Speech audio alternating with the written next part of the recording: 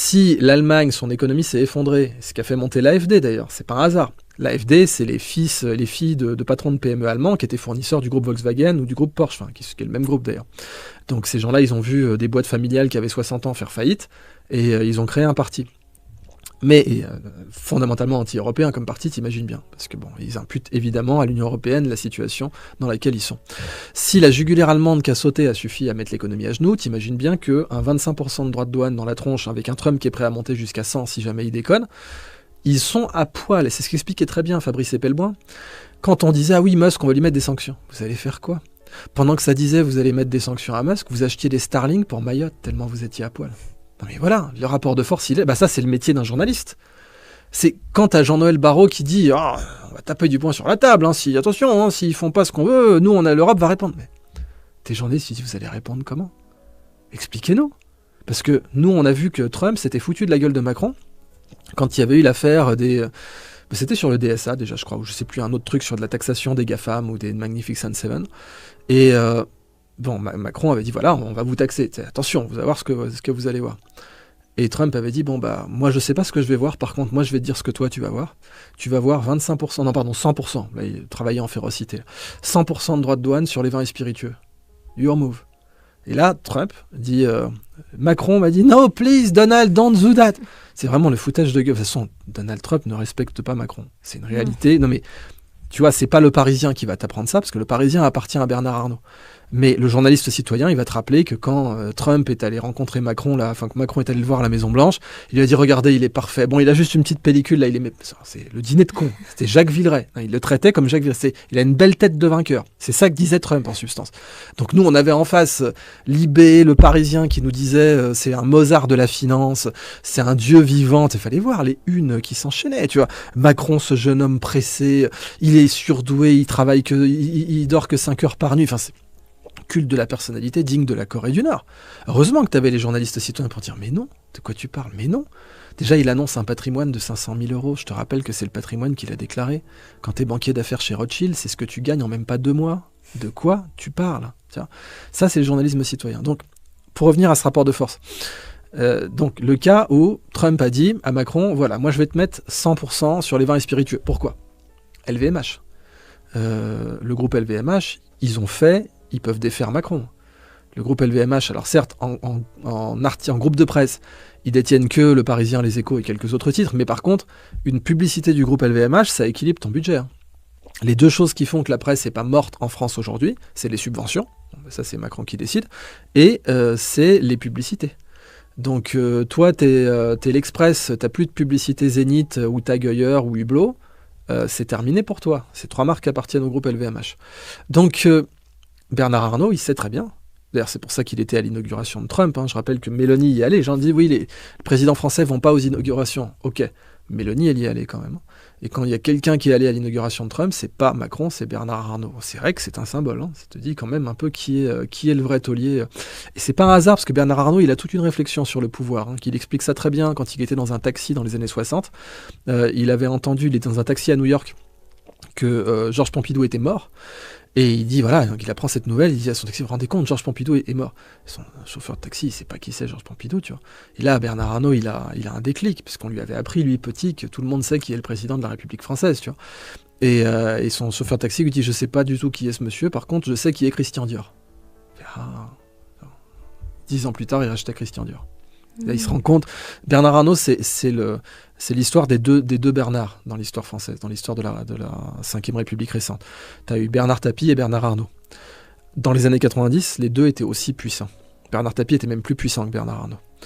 Mais Bernard Tapie a fait l'immense connerie de lâcher Adidas pour le ministère de la Ville. Mais qu'est-ce qu'on s'en fout du ministère ? Bien sûr, il espérait devenir président. Ok. Mais le mec, il lâche Adidas, qui valait 900 millions de francs à l'époque de francs. Il l'avait redressé, c'était un vrai redresseur d'entreprise, Bernard Tapie. Les gens qui l'attaquent aujourd'hui ne se rendent pas compte à quel point c'était un véritable redresseur d'entreprise, ce mec. Et il lâche Adidas, alors il le vend au Crédit Lyonnais, enfin le Crédit Lyonnais le rachète illégalement pour le revendre à Robert Louis Dreyfus 3 fois le prix, c'est complètement illégal, c'est une violation du mandat fiduciaire, c'est de la prison. Mais comme BTF, Bernard Tapie Finance est en faillite, Bernard Tapie peut pas poursuivre et il perd tout. Mais bref, les deux Bernard, c'est donc Bernard Tapie qui est prêt à lâcher sa boîte pour faire de la politique, et Bernard Arnault, même âge, à peu près, même génération, qui lui va créer sa boîte au lieu de faire de la politique. Et là, il se rend compte que c'est ça le vrai pouvoir. Parce que Christian Dior, c'est plus connu que Georges Pompidou, qui était un président bien plus grand que Macron. Donc, quand Trump dit « Moi, je vais vous coller des droits de douane », mais l'Europe, elle peut rien faire. Mais rien de rien. C'est ça la réalité.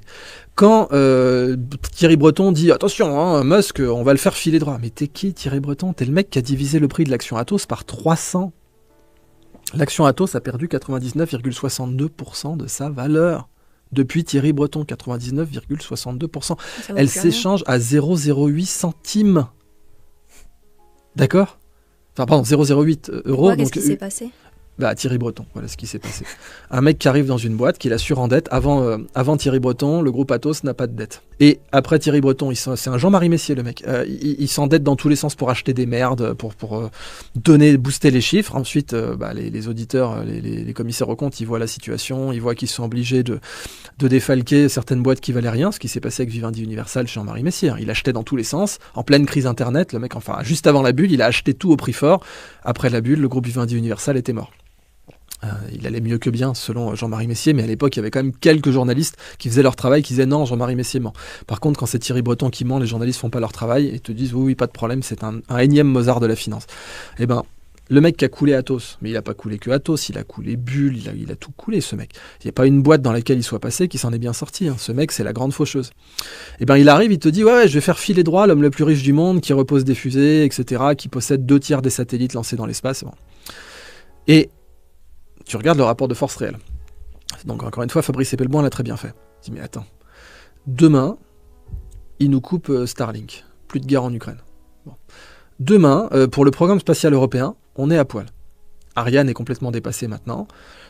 Pour le programme spatial européen, il faut des lanceurs de Musk. Donc demain, le mec, il a le bouton on-off du programme spatial européen. Donc vous jouez au con avec lui, fuck around and find out. On va revenir sur le cas colombien avec Trump. Vous jouez au con avec lui, il vous coupe votre programme spatial. Vous jouez au con avec lui, un coup de téléphone à von der Leyen, Ursula, mon usine à Berlin, non. Ouais, je pense finalement non. On va arrêter ça. Voilà. Bon, il t'effondre l'économie allemande. C'est la plus grosse usine d'Europe. Hein. La Gigafactory Berlin, c'est la plus grosse usine jamais créée dans l'histoire du continent européen. D'accord ? Bon, ça, les médias le disent pas. Hein. C'est le méchant Musk qui fait des saluts nazis, soi-disant, etc. Ils ont même projeté un Musk. Tu vois, ce qui en plus est une discrimination contre un autiste, parce que le mec, il est autiste. Il a dit, tu sais, moi, je suis journaliste citoyen, je vais aux sources. Le gars, il dit, mon cœur va vers vous. Tu vois, my heart goes to you. T'as aucun salut nazi dans l'histoire qui a été précédé de cette phrase. Aucun. D'accord ? C'est pas un salut nazi, le truc. Bon. Et ben, immédiatement, t'as une certaine presse qui te dit oui, c'est un salut nazi parce que si on coupe comme ça, si tu coupes comme ça, t'as Macron qui lève la main, t'as qui tu veux qui lève la main. T'as Obama, t'as Tim Walz, t'as Kamala Harris, t'as qui tu veux. Si tu t'amuses à faire des montages comme ça, c'est le presque vrai. Le crétin se fait toujours avoir par le presque vrai, il faut le savoir. C'est vraiment le presque vrai. L'imbécile, il fait pas la différence entre un billet de Monopoly et un vrai billet dans le monde intellectuel. Bien sûr, dans le monde physique, il arrive à faire la différence quand même. Mais dans le monde intellectuel, tu lui présentes un billet de Monopoly, il va se dire c'est carré, ça a une image, il y a un chiffre dessus, ça a l'air d'être un vrai billet. Malheureusement, c'est ça la situation. Et je reviens au rapport de force donc. Eh bien, là, tu as Musk qui peut donc couper la plus grosse usine d'Europe, de l'histoire du continent européen. Il peut couper les satellites, il peut couper donc Starlink, et il peut couper le programme spatial européen. Vous allez faire quoi ? Et maintenant, il fait partie du gouvernement de Trump. Donc Trump peut enchaîner en disant LVMH, on va s'occuper de ton cas. Le plus gros marché pour les vins et spiritueux du groupe LVMH, c'est pas la Chine, c'est les États-Unis. Bon voilà, on va vous coller 100% dans la tronche. Tu crois que Trump, il va pleurer ? Il boit pas d'alcool, Trump. Tu crois qu'il va pleurer si demain, le Moët et Chandon, il prend 100% de droits de douane ? Mais bien sûr que non. Au contraire, il va être très content. On va fabriquer notre propre mousseux dans la vallée de Napa, etc. Ça ne le dérangera pas outre mesure. Par contre, l'action du cours LVMH, enfin le cours de l'action LVMH prendra 20% dans la gueule dans la journée. Donc c'est ça le rapport de force. Donc quand tu as des Jean-Noël Barrot ou eux ils sont dans leur rôle, c'est des politiciens. Ils sont ministres, ils vont te dire, ah oui, attention, on va taper du poing sur la table. Mais un journaliste, normalement, qui les interviewe, il doit dire, mais comment, monsieur? Vous allez faire ça comment? Parce que là, Trump, demain, donc je te donne le cas donc, de la Colombie, Trump voulait renvoyer des ressortissants. Alors pareil, les médias ont utilisé le mot déportation.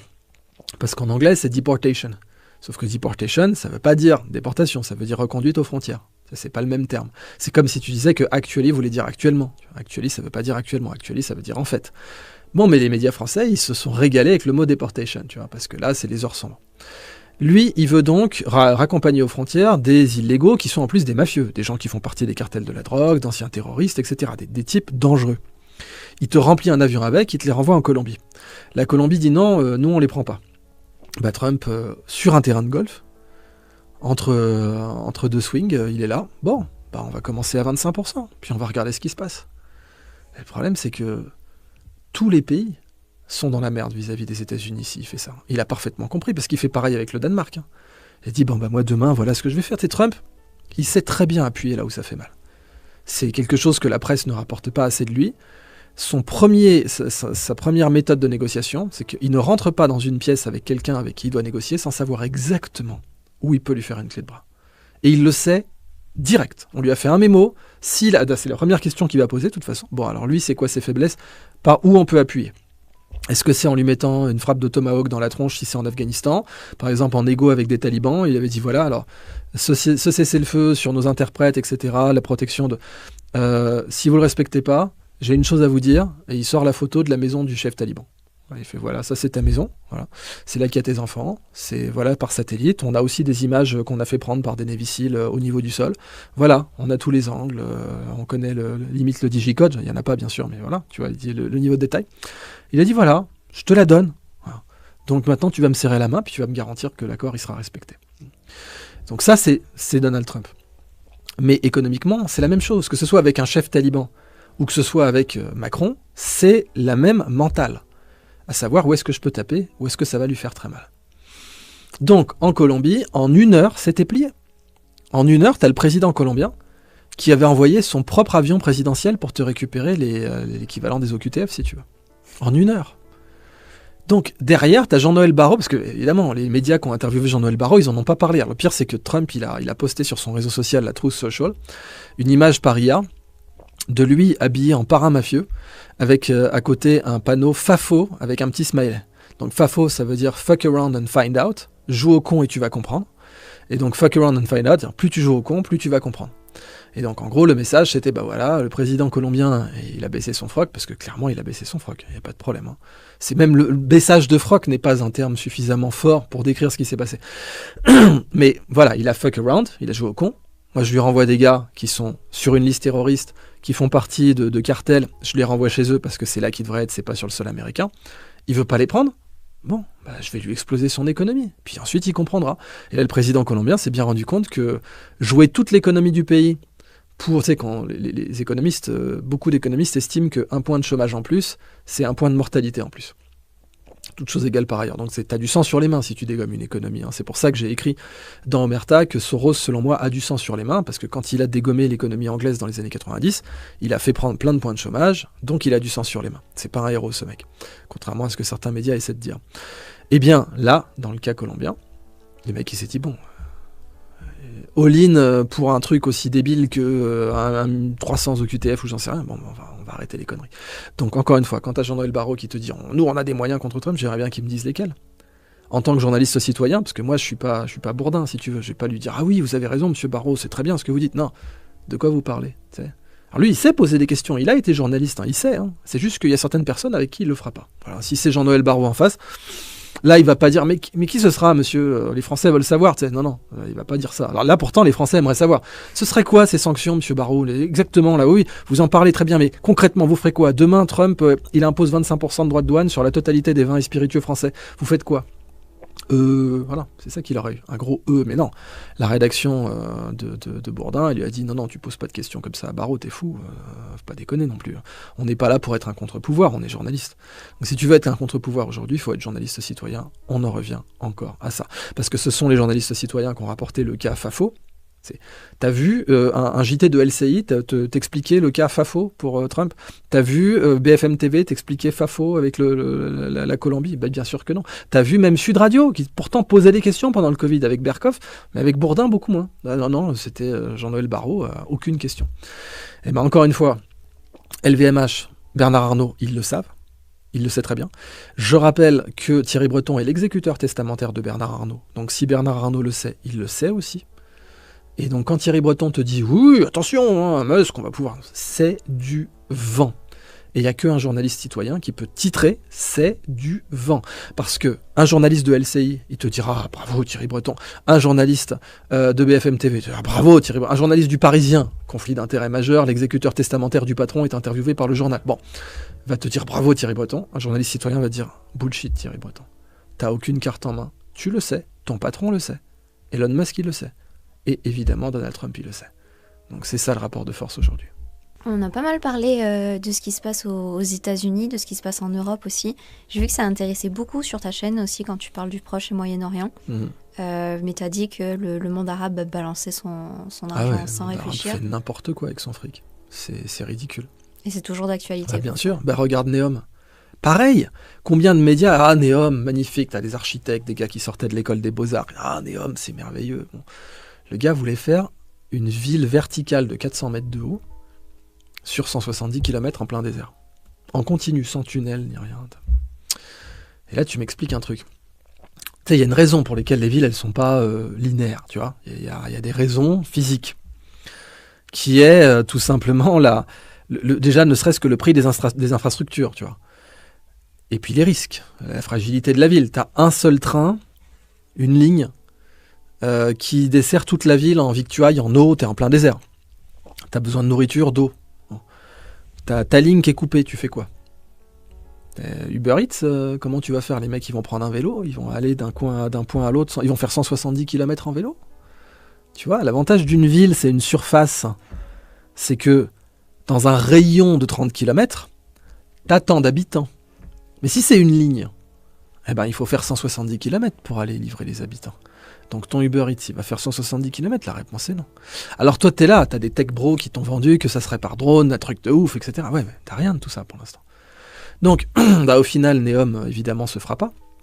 Par contre, ils ont bien fait les trous, ils ont bien tenté, ils ont bien jeté, ils ont claqué des milliards pour faire un truc qui se fera pas, et dont n'importe quel abruti en infrastructure savait que ça ne se ferait pas. Pardon. Mais ça s'appelle jeter son argent par les fenêtres. Les Israéliens, tu peux leur reprocher tout ce que tu veux, et Dieu sait que le gouvernement actuel, il y a des choses à lui reprocher, il ne serait pas devant la Cour pénale internationale et la Cour internationale de justice s'il n'y avait pas des trucs gravissimes à lui reprocher, mais ils vont pas jeter leur argent par les fenêtres, les Israéliens. Ça, même l'argent que les Ricains leur donnent, t'inquiète pas, c'est beaucoup. Ils vont pas le jeter par les fenêtres. Ils vont pas faire des Neom, ils vont pas, t'avais un prince, je sais plus s'il était saoudien ou émirati, qui s'était amusé à faire ses initiales dans le désert avec des lettres d'1 kilomètre de long. Non, ils vont pas faire ça, les Israéliens. Non, ils vont plutôt faire des gouttes à gouttes pour irriguer le désert du Negev, tu vois. C'est un minimum d'absence de conneries, tu vois. Minimum, utiliser ton pognon de façon intelligente. Aujourd'hui, le monde arabe fait nimp avec son argent. Le monde turc, non, tu vois. Eux, ils utilisent bien leur fric. Ça, pareil, tu peux reprocher tout ce que tu veux. Erdogan, il va pas faire ça. Neom, machin, non, il va pas faire ça. Il a 2-3 notions quand même budgétaires. Il va pas faire ce genre de conneries. Mais dans le monde arabe, il n'y en a pas un pour rattraper l'autre. Tu me diras, à la limite, tu as certains pays qui font moins de conneries, c'est vrai. Je suis d'accord. Je ne vais pas donner de nom pour éviter les clashs entre des pays qui se détestent en ce moment, mais bon, tu as quand même des pays arabes qui font moins de conneries que d'autres. Mais t'en as, c'est des champions. L'Arabie Saoudite, c'est des champions. C'est ce qu'ils font avec leur fric. N'importe qui aurait pu leur dire vraiment, j'ai conseillé des gouvernements. S'ils m'avaient pris comme consultant, je leur aurais dit, les gars, la récré est finie, arrêtez. S'il y a un archi sorti de l'école des Beaux-Arts qui vous a dit que Neom était faisable, pendez-le au recours. Ou interdisez-le de séjour minimum, quoi. Parce que non, désolé, c'est pas faisable. C'est une énorme connerie, ça va vous coûter des fortunes. Tu sais, ils ont tenté de faire la plus haute tour du monde, là, la Jeddah Tower, ou je sais plus quelle autre tour. C'est resté un chantier vide pendant 10 ans. Non mais voilà le niveau de connerie aujourd'hui. Avec cet argent, tu peux faire des dingueries. Avec beaucoup moins que cet argent, tu peux faire des dingueries. La Silicon Valley, ça a coûté beaucoup moins que ça. Mais voilà, c'est la connerie du mec qui se dit qu'il peut tout acheter. C'est un mec qui a une Greubel forcée à 200 000 balles au poignet. Demain, il peut faire arriver un charter de prostitutas ukrainiennes. Qu'est-ce que tu veux lui parler de réalité infrastructurelle, de développement, d'innovation, de brevets, de recherche. Non, moi je veux une ville qui brille, qui soit la ville la plus brillante du monde. Ils vont faire un cube géant là maintenant, c'est la nouvelle connerie qu'ils veulent faire en Arabie Saoudite, c'est un cube géant de 400 mètres de côté. Voilà, on va faire avec une reproduction de la Lune à l'intérieur, enfin des trucs, mais voilà. Bon, je pas plus à dire de ce niveau de conneries, mais malheureusement, c'est des gens qui ont beaucoup d'argent, mais pas d'idées, quoi. L'innovation de leurs ancêtres, c'était pas ça. Les ancêtres dans le monde arabo-musulman, c'était plutôt Al Khwarizmi, bon, qui était certes d'origine perse, ou Omar Khayyam, ou Al-Kashi, voilà, des gens qui réfléchissaient, tu vois, qui utilisaient leur cerveau. Non, là, on a du pétrole, pourquoi on utiliserait notre cerveau? Utiliser son cerveau, c'est pour les pauvres. Mais c'est vraiment ça, c'est la mentalité, elle est comme ça. Utiliser son cerveau, c'est pour les pauvres. Bon, bah voilà. Du coup, vous allez claquer votre argent, vous allez... Enfin, Neom, on n'a même pas les chiffres de combien ça a coûté pour rien, pour l'instant. On n'a même pas les chiffres de l'argent qui a été jeté par les fenêtres dans Neom. Et qui aurait bien été mieux utilisé à Gaza ou ailleurs, bon, là où il y en avait vraiment besoin, mais passons. J'ai une dernière question, parce qu'on s'intéresse beaucoup à l'intelligence artificielle, parce que c'est passionnant. Selon toi, qu'est-ce que ça change DeepSeek? Comment ça Alors, DeepSeek, il y a eu une vraie guerre économique avec, puisque tu vois, ça a fait s'effondrer, ça a créé un krach boursier. L'action Nvidia a perdu 20%. Tu as 1000 milliards de valeurs boursières qui se sont effondrées. Et puis en fait, il s'avère que bien sûr, DeepSeek utilisait des GPU Nvidia. Tu vois, ça a été balancé par un des mecs de chez DeepSeek. Évidemment que l'histoire du garage, machin, mon cul, ils ont fait du très bon boulot, pas de problème. Mais c'est pas ce qu'ils racontent. Ils ont vraiment... T'entraînes pas une IA avec 6 millions, faut arrêter les conneries, tu vois. Donc ils avaient des GPU Nvidia, et ils avaient beaucoup plus de moyens que ce qui a été dit. Maintenant, c'est bien. Et DeepSeek, tu vois, Andreessen Horowitz, donc Marc Andreessen du groupe Andreessen Horowitz d'investisseurs, il a posté un mème sur Twitter, sur X, où tu vois une nana qui boit à la bouteille avec le bouchon qui lui rentre dans le nez. Il dit, voilà, ça c'est l'Union Européenne. Pendant que tu as la Chine qui sort DeepSeek, que nous on est sur OpenAI ou xAI avec Elon Musk qui a créé le plus gros supercalculateur de civil de tous les temps, Colossus, avec 200 000 GPU Nvidia à genre 10 000 balles chacun ou 30 000 balles chacun. Pendant que nous on fait ça, les Européens en sont à se demander si on attache le bouchon aux bouteilles ou pas. Non mais sérieusement, avec les fameuses médailles, la corrosion des médailles des Jeux Olympiques, là, ça a fait le tour des réseaux aussi, tu voyais même des médailles de bronze qui étaient déjà complètement corrodées. Bah, c'est une directive européenne qui a causé ça. Les produits pour empêcher la corrosion des médailles sont interdits par l'Union Européenne. Donc, voilà. Non mais c'est à tous les étages si tu veux. Et la fameuse blague, Breton qui se vantait, nous sommes le premier pays au monde à avoir une régulation sur l'IA. C'est génial, mais vous n'avez pas d'IA. C'est comme avoir un code de la route sans voiture. Tu vois, tu es au milieu d'un pays du tiers-monde dans les années 1910. Tu dis, on a un code de la route. Ouais, et vous aurez quand des voitures? On ne sait pas. Non, mais c'est ça. On a un code de l'IA, on n'a pas d'IA. T'as Mistral, ok, ils sont partis. C'était la seule boîte qui tenait la route en France, Mistral. Ils sont partis. Et puis qui tenait la route. Attention, Mistral, en aucun cas, ils peuvent concurrencer OpenAI. En aucun cas. D'accord, ils font des trucs très bien. C'est magnifique ce qu'ils font, mais c'est pas un concurrent frontal d'OpenAI. OpenAI, quand ils se lèvent le matin, ils n'ont pas peur de Mistral, tu vois. Faut être clair. xAI, quand ils se lèvent le matin, ils n'ont pas peur de Mistral. Et c'était ce qu'on avait de mieux, tu vois, dans toute l'Union Européenne. Donc, c'est pitoyable ce qui se passe avec l'UE, qui continue à parler d'Europe puissance, qui continue à te faire parler des Jean-Noël Barrot, qui te dit l'Europe réagira. Bon, moi je lui aurais répondu à ce moment-là, en tant que journaliste citoyen, Kissinger, si je dois appeler l'Europe, quel numéro je fais? Qui c'est qui va répondre? Qui c'est qui va mettre un droit de douane sur tous les produits américains? Tu crois que si von der Leyen, elle dit on va mettre un droit de douane, Mélanie, elle va le respecter? Moi, je te réponds non, en fait. C'est aussi simple que ça.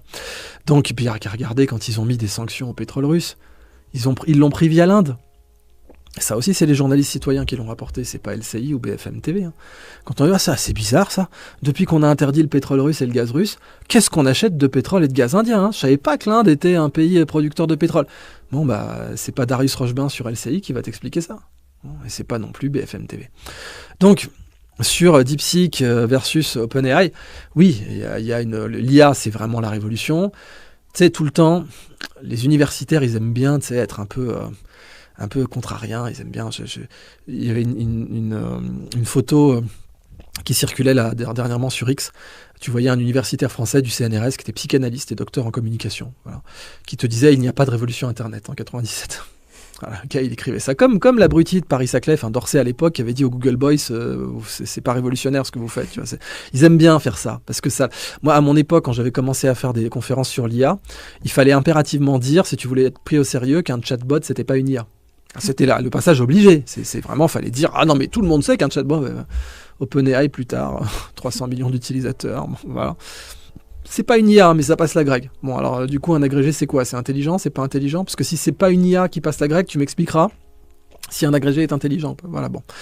Alors qu'encore une fois, l'agrégé aujourd'hui, pour l'éducation nationale, c'est le benchmark suprême de l'intelligence. Tu vois, c'est le meilleur élève, les meilleurs élèves parmi les meilleurs élèves au lycée, c'est ceux qui feront la grecque. Tu vois, c'est passer par Normal Sup, ils vont faire la grecque. Bon, bah, les meilleurs élèves parmi les meilleurs élèves, OpenAI qui a un chatbot est meilleur qu'eux dans leur discipline.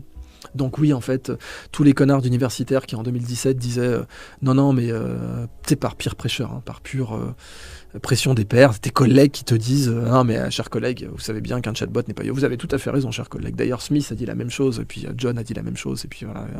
Bon, bah en fait, il se plantait. Donc, tout ça pour dire que tu vas trouver plein de gens qui vont te dire que l'IA, c'est pas une révolution. Newsflash, oui, c'est une révolution, évidemment. Puis c'est pas nouveau, et ça va continuer. Et on voit les applications majeures que ça a aujourd'hui dans tout un tas de domaines, comment c'est un instrument de puissance, comment on devrait être les meilleurs, on aurait dû essayer d'être le meilleur. Être les meilleurs, c'est pas nous qui décidons, mais on aurait dû essayer d'être les meilleurs dedans. Et on n'y arrive pas. Parce qu'on est trop régulé, parce qu'on a trop de crétins qui te disent que l'IA n'est pas une révolution, parce que plein de trucs.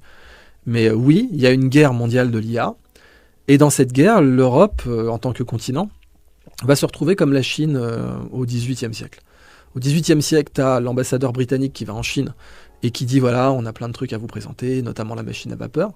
Et tu as l'empereur qui fait dire à l'ambassadeur alors, écoutez, on ne savait même pas que vous existiez, vous les Britanniques, là c'est quoi par contre, maintenant qu'on sait que vous existez, vous allez nous jurer allégeance, parce qu'on est les rois du monde.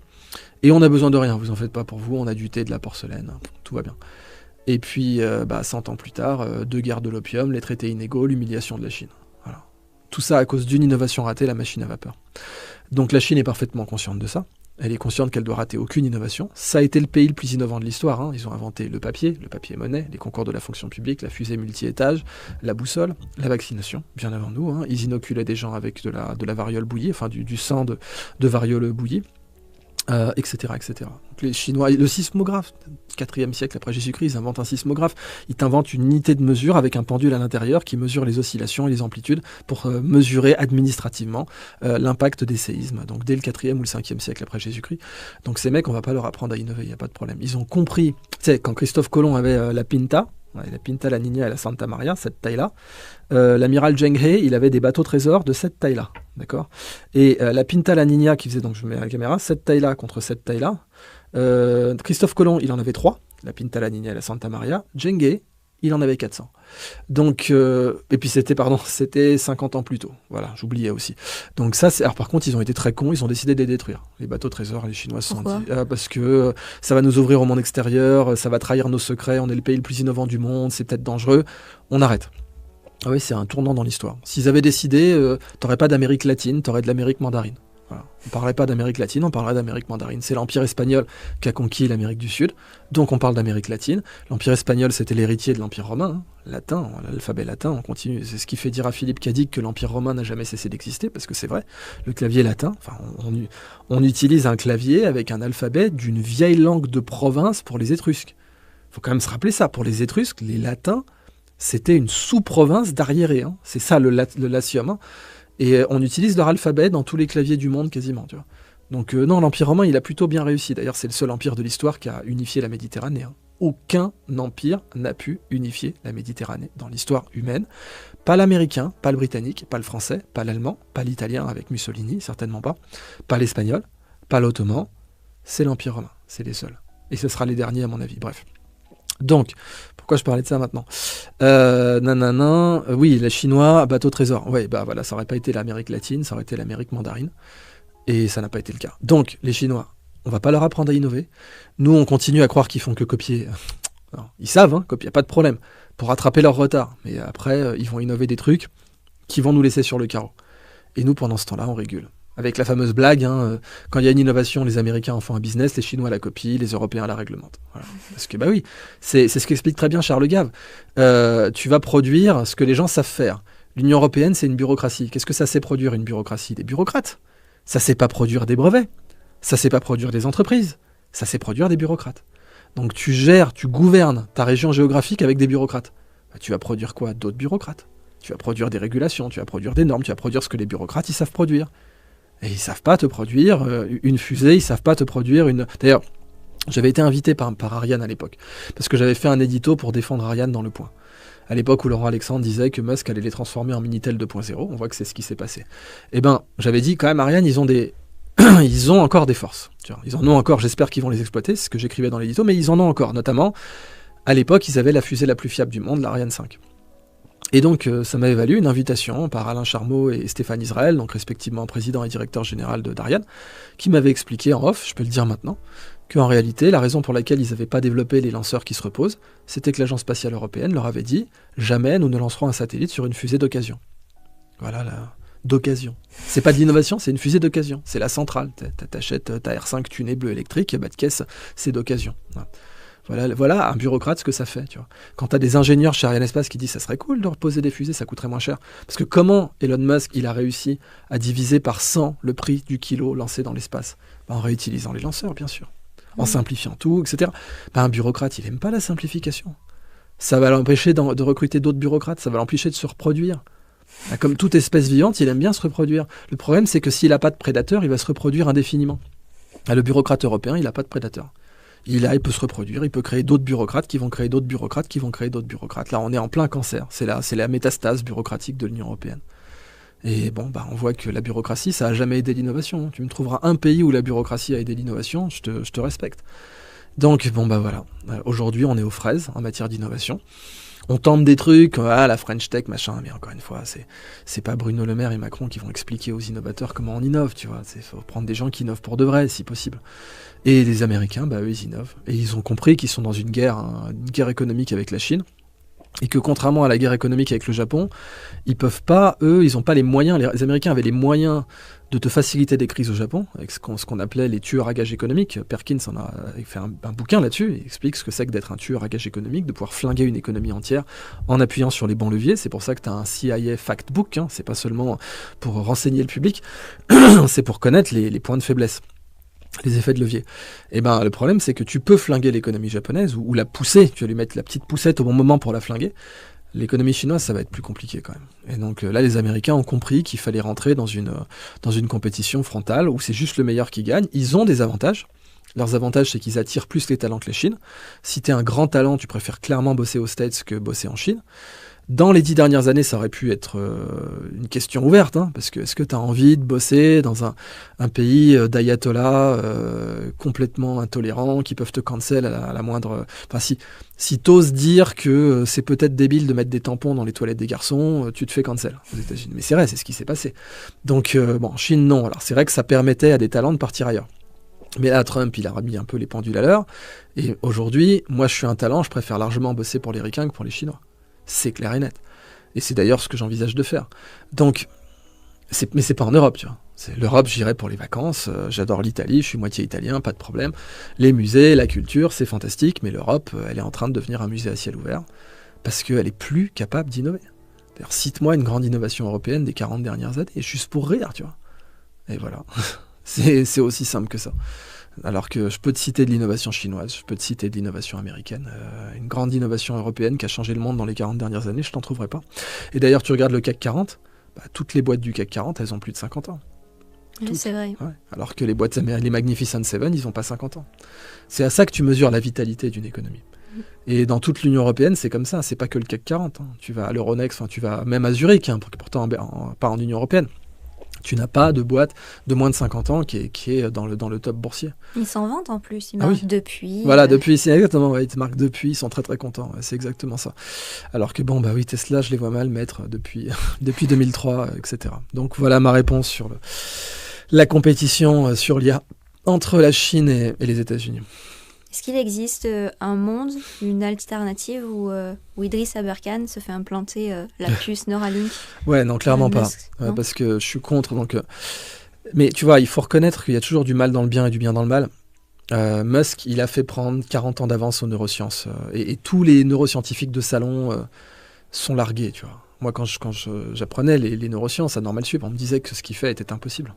Mais clairement, c'était péremptoire, tu vois. J'ai failli faire un stage dans un labo à Louvain, où c'était de la vivisection avec des singes rhésus implantés. C'est là que j'ai refusé, je me suis dit non, ça va pas.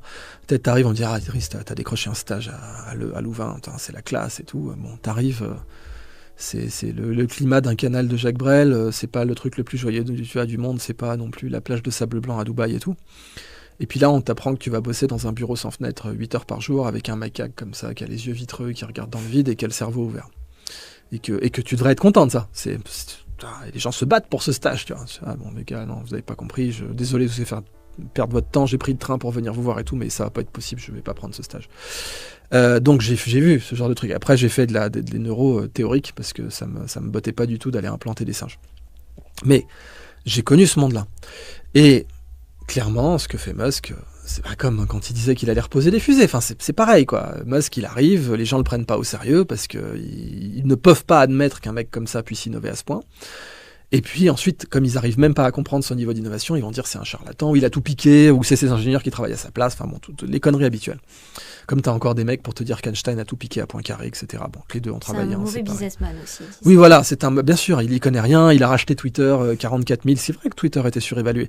Sauf que déjà, Twitter aujourd'hui vaut plus que 44 000. Donc, je connais pas une seule personne qui ait gagné de l'argent à parier contre Musk. Pas une. Nulle part. Bill Gates a shorté Tesla. Il a dit à plusieurs reprises qu'il avait shorté Tesla. Je connais personne qui a gagné de l'argent en pariant contre Musk, mais en effet, des gars qui n'y connaissent rien sur les plateaux de LCI viennent te dire « Ah oui, c'est un mauvais businessman, nazi, est-ce que tu veux ?» Et bien sûr, apartheid d'Afrique du Sud. Alors qu'en fait, la réalité concrète, c'est que Musk, il a été déserteur de l'armée sud-africaine. Donc il risquait la prison, voire même, dans les pires des cas, d'être fusillé. Pour avoir déserté l'armée sud-africaine où le service était obligatoire pour aller au Canada et remplir sa légende. Donc, en effet, si tu veux, voilà, cette notion sur Neuralink, c'est que il est capable de faire prendre une avance considérable à un secteur. Maintenant, il est clair que déclarer que tout le monde devrait être implanté avec un implant neuronal, non, je suis contre. Je suis contre. C'est le cyberpunk. C'est une situation où demain, tu auras une discrimination basée sur les implants. Selon ce que tu peux te mettre dans la tête, tu auras des classes sociales, comme tu vois dans tous les films dystopiques qui ont envisagé ça bien avant nous, hein, qui te montrent, que ce soit Blade Runner ou autre, des bas-fonds ou Cloud Atlas, etc., où tu as des bas-fonds avec des gens qui ont un implant de bas niveau et puis des gens qui ont des implants très chers et ça va être encore pire en termes d'inégalité. Et puis surtout, imagine, en termes de hacking, j'ai parlé de Neil Harbisson, qui est un premier humain qui s'est fait reconnaître comme cyborg. Il s'était fait implanter une petite antenne avec une webcam pour ressentir les couleurs, enfin avoir un truc entre les couleurs, faire une sorte de synesthésie. C'est génial, il a donc si son antenne se prend dans quelque chose, c'est un snorky le mec, et si son antenne se prend dans quelque chose, il se fait arracher il se fait arracher les méninges. Ouais. Ah oui, elle traverse la dure mer, elle va jusqu'au cortex, donc le gars, tu lui tires sur son implant, tu lui arraches les méninges, tu lui crées une méningite, une hémorragie cérébrale, c'est merveilleux. Et puis ça sert à rien, surtout, c'est juste pour la démarche artistique, tu vois. Donc non, je suis complètement contre ça, mais je dois reconnaître que Musk, il a fait marcher des tétraplégiques, donc oui, c'est pas moi qui ai fait marcher des tétraplégiques, donc qui je suis pour le critiquer? Il y a des gens qui remarchent grâce à lui, là, à l'heure où on parle. Donc je peux critiquer ce que je veux, il y a des gens qui remarchent grâce à lui. Maintenant, si demain on a cette société de classe avec des gens ça sera aussi à cause de lui, donc en effet, il faut modérer ce propos pour cette raison. Et pas parler des pseudo-saluts nazis qu'il fait, c'est plutôt de ça qu'il faudrait parler. Est-ce que vous voulez une société de classe? Alors là, par contre, bizarrement, comme tu as énormément de gens à Davos qui sont totalement pour ça, c'est génial qu'il y ait des paysans, qu'il y ait des... Tu vois, c'est le meilleur des mondes. Hein. Dans le meilleur des mondes, tu as les bêtas, tu as les gammas, tu as les alpha plus. Les alpha plus, ils sont beaux, ils sont intelligents, ils sont tout, etc. Puis l'avantage des gammas dans le meilleur des mondes, c'est qu'ils sont bossus, ils sont voûtés et ils sont contents. Ils sont très très contents d'être là où ils sont. Ils ont parfaitement internalisé génétiquement le fait qu'ils sont là où ils sont parce qu'ils sont là où ils sont et que c'est bien. Et tu as tout un tas de gens aujourd'hui, notamment au World Economic Forum, qui sont totalement pour ça. Qui disent ça, c'est la vision, c'est un monde idéal. Ce qui est une vision très voltairienne, comme le rappelait Henri Guillemin, qui disait, cette citation de Voltaire, un pays bien organisé est celui où le petit nombre fait travailler le grand nombre, est nourri par lui et le gouverne. Ça y est, c'est une mentalité d'entretenu. Oui, t'es Voltaire, toi tu veux un carrosse avec de la soie rouge, il s'en vend, t'es très content. Le mec, il a truqué la loterie. Voltaire, je suis pas complètement... manichéen sur lui. Vraiment, j'ai le point de vue d'Henri Guillemin, je suis tout à fait d'accord avec lui, qui avait fait une conférence sur Voltaire, où première partie, Voltaire était un salaud, tu as plein de façons de dire que Voltaire était un salaud. Deuxième partie, Voltaire n'était pas un salaud, il est intervenu pour sauver un condamné à mort, il s'est mouillé, il risquait grave. Et puis troisième partie, qui était Voltaire? Voltaire, il avait un côté salaud, mais gravissime. Il a truqué la loterie, il a essayé de faire condamner Jean-Jacques Rousseau à mort. C'était un vrai connard. Mais en même temps, il a fait des trucs héroïques aussi, sans parler bien sûr de son génie philosophique, mais son comportement, si tu veux. Et sa mentalité, c'était clairement ça. C'était une mentalité d'entretenu. Il y a du Pégu qui n'a pas mon niveau intellectuel, et puis il y a moi qui mérite un carrosse avec de la soie rouge et de gagner plein de fric et de converser avec Catherine de Russie, qui va jamais appliquer dans son pays ce que je prescris, bien entendu. Enfin, sauf si l'aspect petit nombre qui gouverne le grand nombre, ça oui, c'est Catherine de Russie, elle l'a appliqué. Donc cette mentalité-là, le WEF, il la partage complètement. Et déjà, Brzezinski en parlait dans l'ère technétronique, qui est son premier grand bouquin, où il te parle du tititainment, donc le divertissement donné au sein, où il te dit, voilà, avec la technétronique, ce qu'elle allait devenir la révolution électronique, et qui va jusqu'à aujourd'hui avec l'IA, on va avoir des inutiles. Il le disait clairement, déjà, c'est la même mentalité que ce que Harari te dit aujourd'hui. Il te dit, avec l'IA, on va avoir des inutiles. Brzezinski disait la même chose avec Internet, l'électronique, enfin avant l'Internet, même ARPANET. Et donc, dans l'ère technétronique, il te parle du tititainment, il te dit, voilà, il va falloir divertir ces gens au sein, parce que c'est des inutiles.